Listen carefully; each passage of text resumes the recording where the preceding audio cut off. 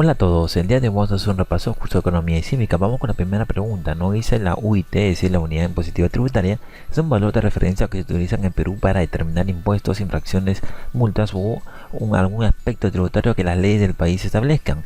Ante un incremento de su valor de un periodo a otro se puede decir que, por ejemplo, los trabajadores pagarán menos impuestos. Esto es verdadero. ¿Se pagará más impuesto predial? No, es incorrecto.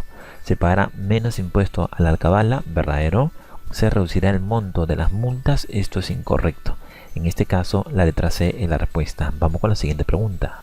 Cuando el Estado aplica medidas como la racionalización de las exoneraciones tributarias, el incremento del impuesto predial, la reducción de la evasión del IGB, el impuesto a la renta, entre otros, busca directamente el aumento de la presión tributaria.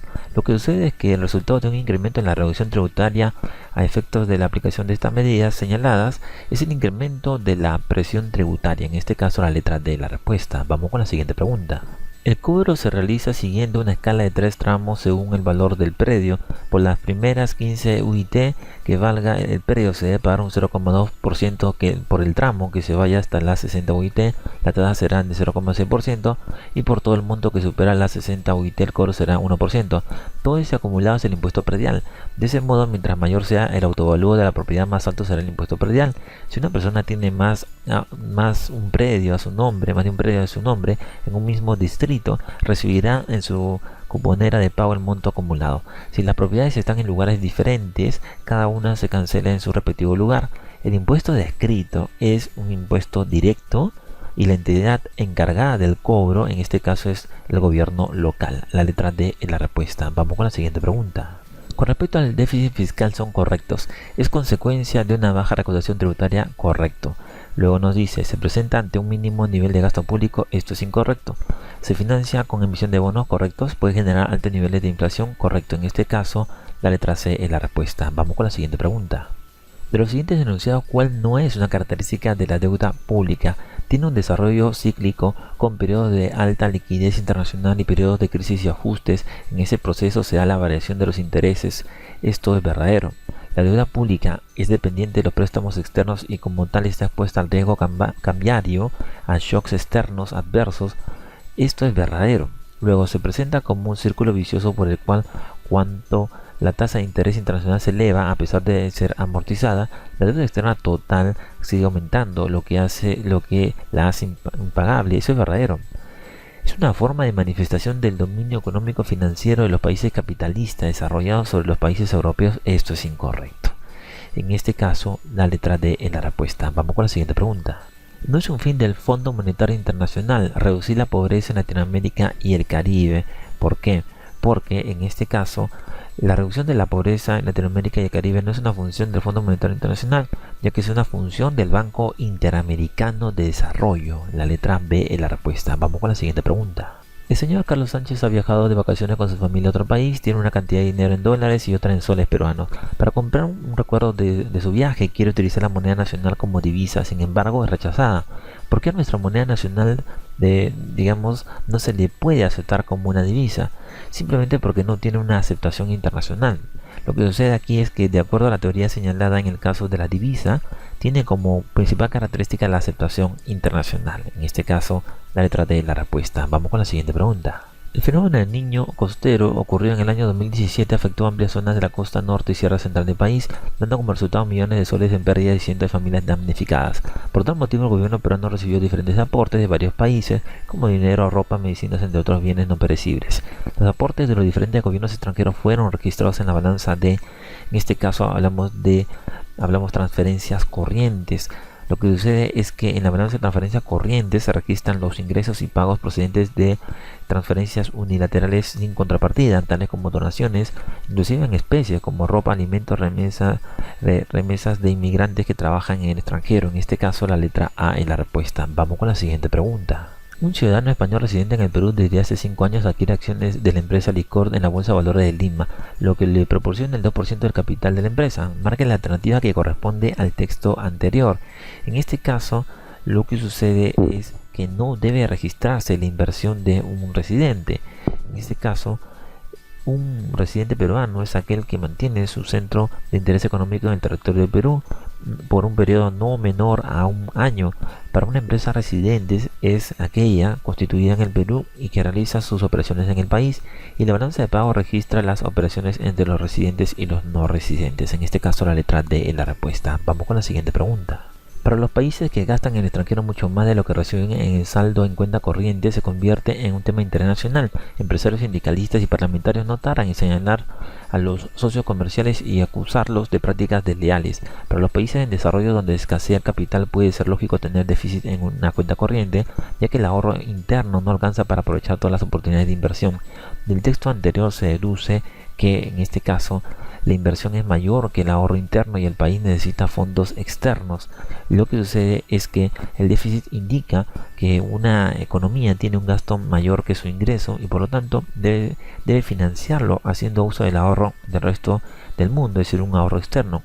El saldo en cuenta corriente puede expresarse con la diferencia entre el ahorro nacional, tanto público como privado, y la inversión. En este caso la letra C es la respuesta. Vamos con la siguiente pregunta. Las reservas monetarias internacionales corresponden a la tenencia de activos financieros de alcance internacional en poder del Banco Central de Reserva. Las reservas están constituidas básicamente por oro monetario, divisas, depósitos en bancos de primera clase en el extranjero. Las reservas monetarias juegan un papel de gran relevancia para cancelar o absorber saldos de balanza de pagos, ejercer control sobre el tipo de cambio, prevenir la fuga de capitales y hablamos también de combatir las operaciones especulativas. Entre otras palabras, las reservas monetarias garantizan, en este caso, primero, la estabilidad de la moneda nacional, sí. Las transacciones monetarias, no. La convertibilidad de la moneda nacional, sí. El equilibrio fiscal del gobierno central, no. El crédito del sistema financiero nacional, tampoco. En este caso, la letra C es la respuesta. Vamos con la siguiente pregunta. Un país registra un déficit de la balanza por cuenta corriente igual a 800 millones de dólares, explicado básicamente por un déficit de la balanza comercial de 1.800 millones de dólares, lo que significa que el país ha vivido por encima de sus posibilidades y necesita una financiación del exterior. Sin embargo, las operaciones recogidas en la cuenta financiera ponen de manifiesto que, aunque ha recibido capital del exterior, ha invertido en el exterior más que lo que ha recibido, por lo que el país es acreedor frente al resto del mundo. De acuerdo a este texto, señala la respuesta correcta. En este caso, hablamos que el déficit en cuenta corriente y la inversión en el exterior fue cubierto con las reservas internacionales. Lo que sucede es que para cubrir el déficit por cuenta corriente e invertir en el exterior ha tenido que descapitalizarse utilizando sus reservas internacionales, lo que pone de manifiesto que el país ha sufrido una reducción de la riqueza o una disminución del saldo de sus reservas. En este caso la letra B es la respuesta. Vamos con la siguiente pregunta. En una exposición sobre los órganos jurisdiccionales del Poder Judicial, un participante interviene preguntando acerca de quién es el titular del Poder Judicial, a lo que el expositor responde que es, en este caso, hablamos del presidente de la Corte Suprema. Lo que sucede es que la Corte Suprema de Justicia es el órgano de máxima jerarquía dentro del Poder Judicial y está integrada por 20 jueces supremos y salas especializadas en lo penal, civil, constitucional y social, cuyo presidente es también el titular del Poder Judicial. En este caso, la letra D es la respuesta. Vamos con la siguiente pregunta. Una persona sin saber por qué detenida por más de 72 horas en la celda de una comisariato en un distrito de Lima. ¿Qué principio de función jurisdiccional del Poder Judicial se vulnera a la persona del caso referido? En este caso, estamos hablando del principio de ser informada inmediatamente de las causas de su detención. Lo que sucede es que entre los principios o derechos de la función jurisdiccional que tiene el Poder Judicial se consideran los siguientes: el principio de no dejar de administrar justicia por vacío de eficiencia de la ley. Toda persona será informada inmediatamente de las razones de su detención. Y el principio de la gratitud de la administración de justicia, y también el principio de derecho de toda persona de formular análisis y críticas de las resoluciones y sentencias judiciales, entre otras. En este caso, la letra D es la respuesta. Vamos con la siguiente pregunta. Como la inflación es perjudicial para el desarrollo económico del país, el Banco Central de Reserva del Perú busca la estabilidad de los precios y una inflación baja y estable con el propósito de que la moneda cumpla adecuadamente sus funciones. Lo que sucede aquí es que la Constitución Política del Perú indica que la finalidad del Banco Central de Reserva del Perú es preservar la estabilidad monetaria para que la moneda cumpla con las funciones del medio de cambio, de unidad de cuenta y de depósito de valor. En este caso, la letra B, la respuesta. Vamos con la siguiente pregunta. La autonomía e independencia del Banco Central de Reserva del Perú se encuentra garantizada por la Constitución y ley orgánica. Ningún director de este órgano puede ser removido de su cargo, salvo delito o falta grave, como en este caso hablamos de obedecer mandato fiscal para financiar al tesoro público. Lo que sucede es lo siguiente. Aquí es que estamos hablando de que estas prohibiciones permiten al Banco Central de Reserva del Perú contar con independencia operativa para conducir su política monetaria, es decir, no está sujeto a mandatos fiscales como por ejemplo financiar al tesoro público o de otra índole que le impidan cumplir con su finalidad. En este caso la letra de la respuesta. Vamos con la siguiente pregunta. El Consejo Nacional de la Magistratura es un organismo autónomo que tiene como una de sus funciones nombrar, previo concurso público de méritos y evaluación personal, a diferentes autoridades tanto del Poder Judicial como del Ministerio Público. Del siguiente listado identifique cuáles son las autoridades a las que alcanza esta función. El juez de paz letrado, sí. Hablamos luego del fiscal supremo. En lo penal también. Un juez de paz no.